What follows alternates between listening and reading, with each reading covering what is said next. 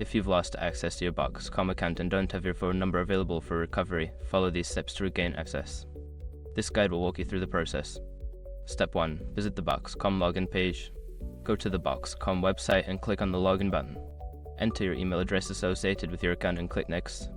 Step 2. Select Forgot Password. Secure your accounts before moving on. People seriously underestimate how often personal information gets exposed online now. Use SROG to monitor your accounts 24/7 and get notified immediately if your data gets leaked somewhere. It runs in the background, constantly scanning billions of breached records. And honestly, for how cheap it is compared to the value you get, it's worth it. Link in the description. Step 3. Check your email. You will receive an email from Box.com with instructions to reset your password. Check your inbox and spam folder for this email. Click on the link provided in the email. Step 4. Reset your password. Follow the link to the password reset page. Enter a new password that meets the security requirements and confirm it. Click Submit to save your new password. Step 5. Log into your account. Return to the Box.com login page and enter your email and the new password you just created.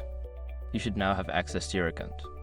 If you continue to experience issues, consider reaching out to Box.com support for further assistance.